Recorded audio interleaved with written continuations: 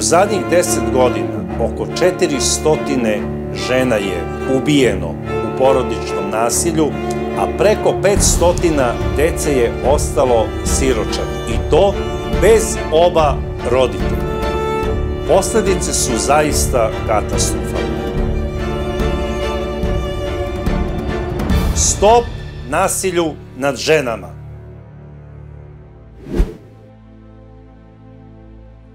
Prema zvaničnoj statistici koja se obrađuje svake godine, u Srbiji se u proseku svakog 10. dana desi ubistvo jedne žene u nasilju u porodici. U toku meseca avgusta ove godine u Srbiji je ubijeno 7 žena u partnerskom nasilju. Ja smatram da je to prevelika cifra i veoma sam zabrinut za dalji razvoj situacije. Nešto se podhitno mora preduzeti. A ono što je najbitnije da u početku prepoznate koji je tip nasilnika u pitanju i za tako nešto potrebna je i edukacija. Također ćemo obraditi i statistiku da bismo došli do zaključka koja je grupa žena najugroženija u odnosu na njihove godine. Ja sam kroz svoj rad naišao na jednu studiju Autonomnog ženskog centra koja do detalja objašnjava tipove nasilnika u porodici. I meni je žao što se ova studija ne prodaje na svakom kiosku da bi svaka žena mogla doći do iste i da je pročita i da se edukuje. Ja bi ovo uveo kao obavezni predmet u školama. Da se devojke, a i dečaci edukuju kako na kraju krajeva da se ponašaju kroz svoj život i brak. Jer ako smo ukinuli obaveznu odbranu i zaštitu, treba uvesti ovaj predmet. Ja ću vam sada pročitati najinteresantnije delove ove studije i nadam se da će ovo nekome spasiti život. Prvi tip, izdani muž, kako kod nas kažu rogonja. Učinioci ove kategorije ubili su partnerku nakon što su otkrili njenu aktuelnu preljubu. Bilo stvarnu, bilo umišljenu. Njihova direktna motivacija, međutim, nije seksualna ljubomora, već gubitak porodičnog okvira, koji je bio od centralne važnosti u njihovom životu i kojeg su obično bili lišeni u ranom detinjstvu. Za ovog učinioca ubistvo partnerke predstavlja odmazdu za to što mu je srušila čitav svet. Ovi slučajevi po pravilu uključuju bračne partnere koji imaju zajedničku decu. Životni stil učinioca iz ove kategorije bio je norminativan, on je obično imao sigurno zaposlenje i ranije nije bio nasilan prema ženama. Otkrivši da njegova supruga ima ljubavnu aferu i da zbog nje želi da napusti bračni odnos, on se suočava sa činjenicom da je njegov san o potpunoj porodici njemu veoma bitnoj nestao. Ženino neverstvo uglavnom koristi kao socijalno prihvatljiv izgovor. U suštini, njegova motivacija je povezana sa kontrolom i kažnjavanjem žene, koja se nije povinovala njegovom autoritetu kao neupitnom. Za učinioce iz ovog klastera nije karakteristična dijagnoza poremećaja ličnosti. Lični kontekst ovog tipa ljudi. U stvari, ja sam taj ko je žrtva u ovoj priči. Usled egocentričnih tendencija ličnosti, učinilac nije kadar da situaciju sagleda iz perspektive partnerke, da oseti empatiju prema njoj i prepozna vlastiti doprinos razaranju partnerskog odnosa. On sebe vidi kao bespomoćnu žrtvu, posebno žrtvu žene, ali i kompletnog društva.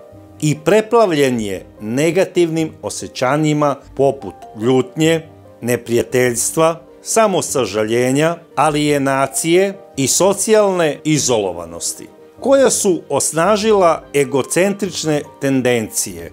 Pokazuju nesposobnost da se nosi sa stresnim i frustrirajućim situacijama i koristi primitivne odbrambene mehanizme poput regresije, poricanja, projekcije i minimiziranja zločina i njegovih posledica. Ovakve percepcije su katkad podržane kulturnim normama koje dopuštaju primjenu nasilja prema ženi radi održavanja muškarčeve kontrole nad njenim ponašanjem i seksualnošću. Nevernoj ženi može se izreći samo jedna presuda, da umre. Neki od ovih učinilaca i sami su bili skloni preljubi ili su pak saznali za ženinu preljubu mnogo pre ubistva, ali su izabrali da to ignorišu sve dok žena nije donela konačnu odluku da napusti partnerski odnos. Svi smo gledali Lepotu poroka i svima nam je poznata scena kada muž, posle saznanja da ga je žena prevarila, uzima pogaču koju je ona umesila za tu priliku, odlazi sa njom u planinu na mesto koje je predviđeno za to, donosi malj iz kuće da bi je kaznio i ja dalje ne bi da prepričavam ovaj film koji je nama svima poznat, a oni koji ga nisu gledali neka ga odgledaju do kraja. Ali ova scena oslikava jedan stari običaj koji se, nažalost, i dan danas odigrava samo na neki drugi način i bez pogače i malja. Bitno je da se zapamti za ovaj tip počinioca da oni nisu imali nasilne ispade prema svojoj supruzi sve do onog momenta dok nisu saznali za preljubu. Iako su možda i oni imali preljube sa nekim drugim ženama, ali oni smatraju da je to za muškarca normalno, a da za ženu nije. Velimir je mašin bravar iz sela u okolini Beograda, star 50 godina. Otac jednog deteta, neosuđivan. Tokom novogodišnjih praznika 2007. godine, u popodnevnim časovima, u pomoćnoj zgradi porodične kuće lišio je života suprugu ispalivši u nju više projektila iz pištolja, a potom je udarivši krampom. U istrazi Velimir daje potpuno priznanje i izražava kajanje. Navodi da su se supruga i on čitavog dana svađali. Ona ga je vređala.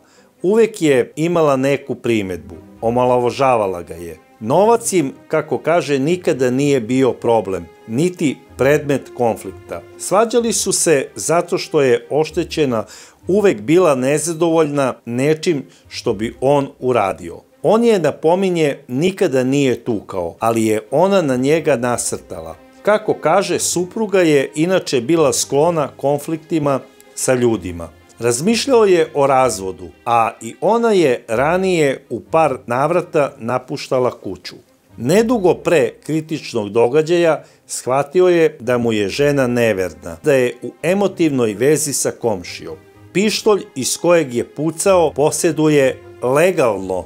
Tog dana je uzeo zato što je unuka oštećene trebalo prvi put da dođe u kuću. Nije konzumirao alkohol. Nakon celodnevne svađe oko svega i svačega i vređanja, sve mu se smučilo. Posle ubistva supruge pokušao je suicid i njemu i njoj to je bio drugi brak. Imaju sina starog 9 godina, a oštećena i ćerku iz prvog braka. Prema pastorki se uvek korektno ponašao. Tretirao je kao rođenu ćerku. Velimir je prema nalazu i mišljenju veštaka, neuropsihijatra i psihologa pasivno zavisna ličnost, u kojoj dominiraju negativističke i paranoidne crte. Više od 700 meštana potpisalo je izjavu o tome da je reč o dobrom čoveku. Velimir je pravosnažno osuđen na 10 godina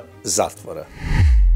Kao što se ovde vidi, radi se o čoveku koji je sve radio po PS-u dok nije saznao da mu je žena neverna. Ovo je tradicionalni, konzervativni tip ličnosti, koji je prisutan u svim sredinama u ovom regionu. Ovaj tip muškarca je vernik, odnosno on misli da je vernik, poštuje religiju i njene kodekse, ima, znači, brak, ima decu, nije kafanski tip čoveka, ima stalni posao, radi i privređuje za porodicu i smatra da mora biti poštovan kao pater familias. I po zatvorskim blokovima 50% ubica nisu mafijaši, nego upravo ovaj tip muškaraca.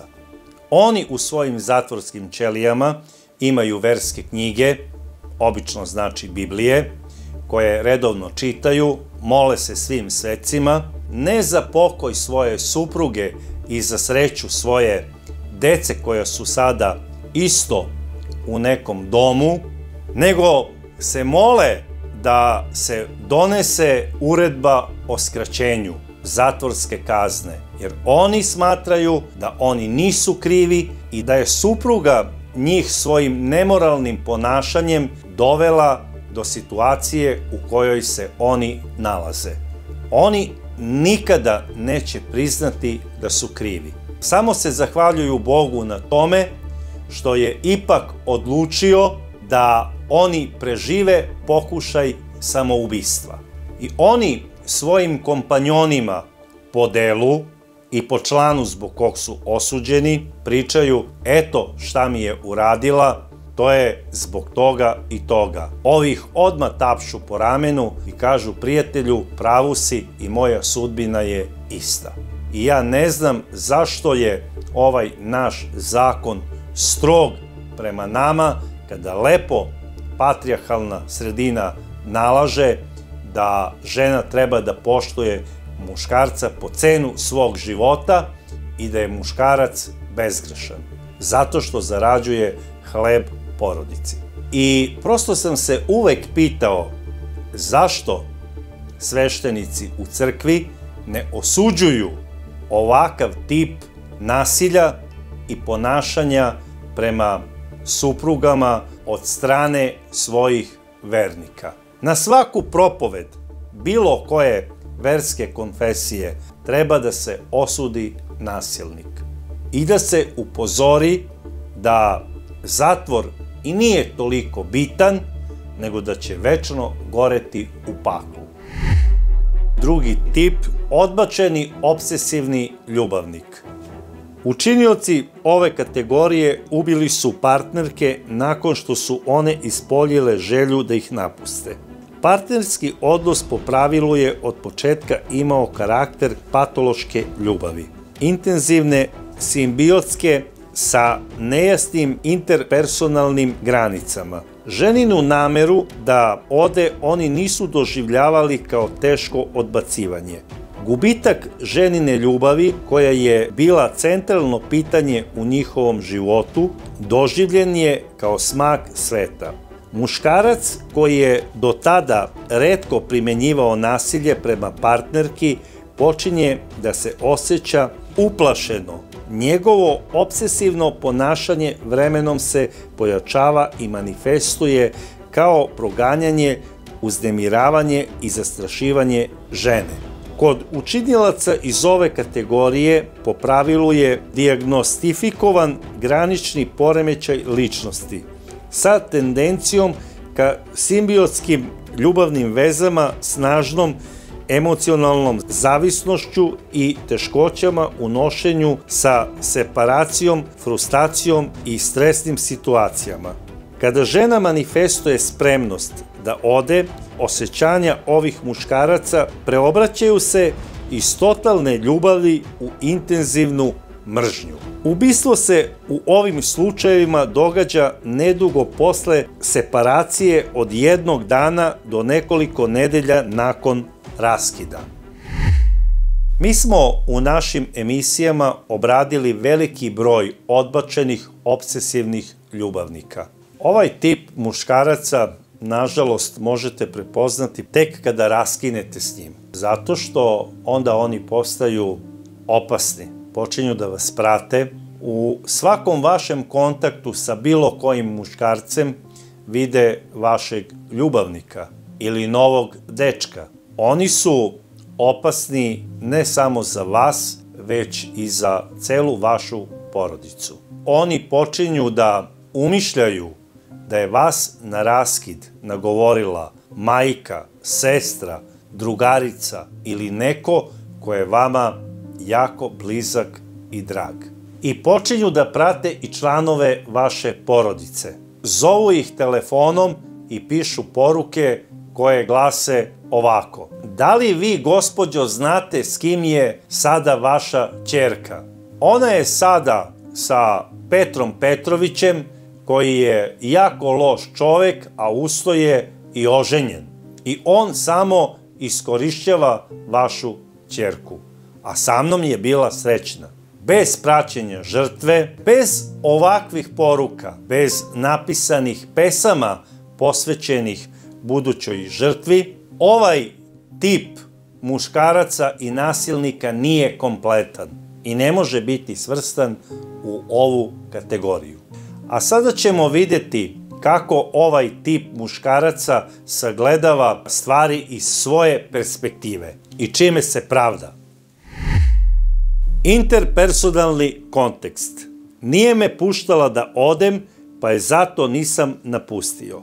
Učinioci kod kojih dominira ova tema obično pokazuju nesigurnost u obrascima vezivanja. Biraju intimne partnere koji nalikuju problematičnom roditelju, nasilnom, zanemarujućem, odbacujućem. I nedostaju im veštine nošenja sa interpersonalnim konfliktima i separacijom. Dopunska tema jeste snažna potreba za kontrolom paralelno sa izvršenom zavisnošću od partnerke i veze sa njom. U najvećem broju slučajeva muškarčeva zavisnost od partnerke nije se ticala ljubavi prema njoj, već onoga što mu je ona pružila. Zadovoljenje bazičnih potreba, dom i porodica. Samo u manjem broju slučajeva u kojima je partnerski odnos okarakterisan od strane ispitanika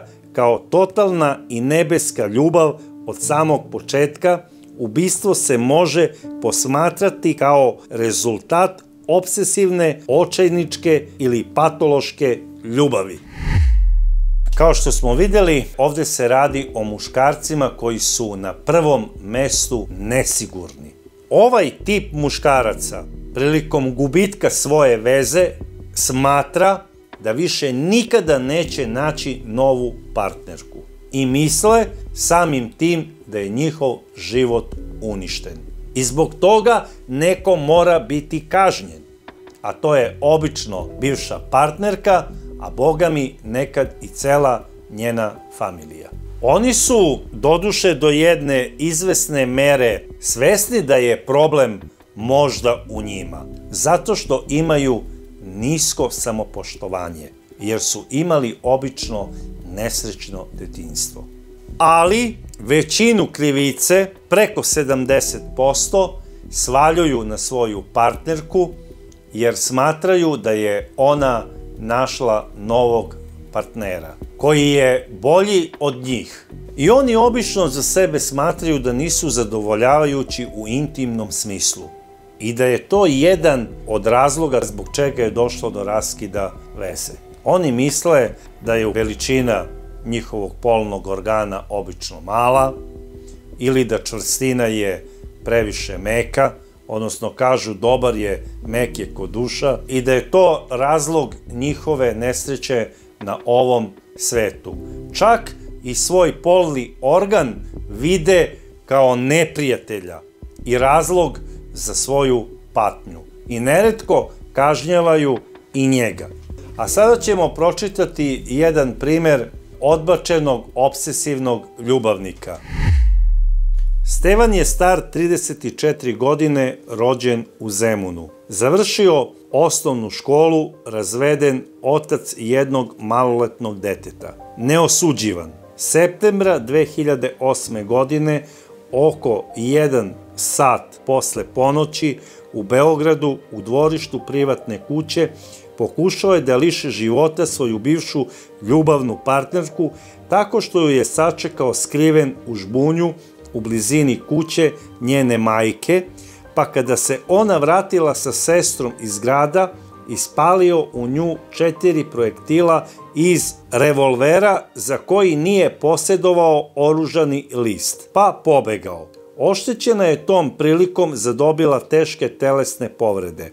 Stevan je pred sudom izjavio da sa oštećenom ima dete o kome se starao do pre 15 dana, kada ga je ona napustila i otišla kod majke. Kritičnom prilikom je hteo da zaplaši, ne da ubije. Te večeri je trebalo da se nađu i dogovore oko problema sa decom. Ona je čas htela, čas nije htela da živi sa mnom. Oštećena je domaćica, stara 36 godina, udata, majka 2 dece, živi u Grčkoj. Pred sudom je izjavila da je sa Stevanom imala problema poslednjih 5 godina jer je on neprestano progoni i hoće vezu sa njom. Dolazio je i u Grčku i zbog takvog ponašanja tamo je bio uhapšen i nekoliko meseci bio u zatvoru. Poznajemo se dugo, još iz vremena kada smo bili deca. Ja sam u braku već 15 godina. Sa okrivljenim sam pre nekoliko godina imala vezu do koje nije trebalo da dođe. Veza je trajala neke 3 nedelje. Posle toga me je proganjao svakodnevno.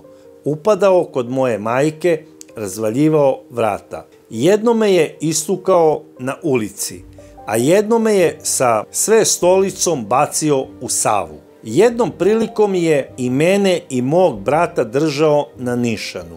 Sve smo prijavili policiji, ali on bi uvek pobegao pre nego što dođu. Dok je bio u zatvoru u Grčkoj, kada je osuđen zbog nasilja koje je prijavio moj muž, progutao je žilet i pokušao da seče vene, a potom je pobegao iz bolnice. Mene naziva svojom ženom i tvrdi da je moje mlađe dete njegovo. Napadao je mog muža, mog brata, uvek smo sve prijavljivali policiji, a on nam je svima pretio. Te večeri nije trebalo da se nađemo. On je inače redovno slao poruke i tražio da se nađemo. I otkako je u pritvoru, on me zove telefonom. Bar me je u početku zvao prvih mesec dana, a posle su ga valjda uhvatili, pa je prestao. Nisam verovala da će do ovako nečeg doći. Prema nalazu neuropsihijatrijskog veštačenja okrivljenog, Stevan je 7. od 14 dece.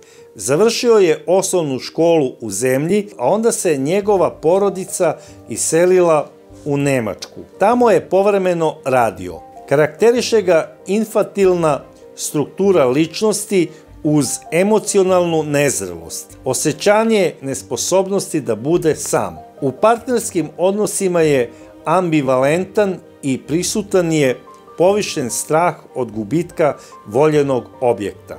Kritičnom prilikom je bio pod pritiskom visoke frustracije. Lako alkoholisan, odmeravajući kaznu, prvostepeni sudije kao olakšavajuću okolnost uzeo i to da su konflikti proistekli iz dugogodišnje povezanosti. Stevan je pravosnažno osuđen na 3 godine i 8 meseci zatvora. I pored toga, kao što vidimo u ovom slučaju, da je ovaj muškarac proganjao svoju buduću žrtvu, da je maltretirao njene roditelje, njenog brata, da je vršio nasilje nad njom, ona i dalje tvrdi da nije verovala da će do ovoga doći, odnosno do pokušaja ubistva. On tvrdi da je želeo samo da je zaplaši, a u nju je sasuo 4 metka iz revolvera od mogućih 6. Ne sviđa mi se taj izraz, hteo sam da je zaplašim, jer zašto bi neko zaplašivao na bilo koji način neku ženu?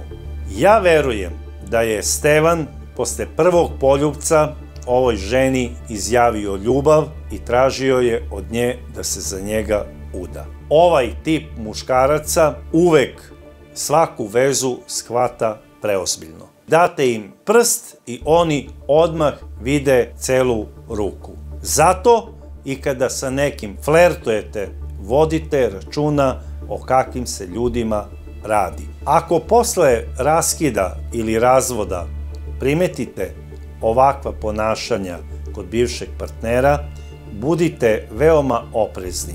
I ne samo vi, nego i cela vaša porodica i slučaj odmah prijavite policiji.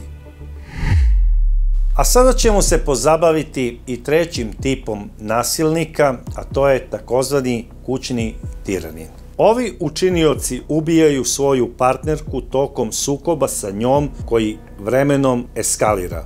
Obično ovi parovi za sobom imaju dugogodišnju bračnu zajednicu i zajedničku decu. A odnos je od samog početka karakterisala asimetrija moći i muškarčeva kontrola. Dok je žena bila ta koja mu služi i zadovoljava sve njegove potrebe, muškarac je bio manje posvećen i prema njoj je primenjivao emocionalno, fizičko i seksualno nasilje. Neretko dugo pre incidenta ovi parovi su bili rastavljeni i uključeni u dugotrajni iscrpljujući postupak za razvod braka, tokom kojeg su se usled stalnih sukoba, podnošenja krivičnih prijava, intervencija policije zbog muškarčevog nasilja ili odbijanja da plati alimentaciju kulminirali negativni afekti prema žrtvi. Kada je žena nakon godina trpljenja njegove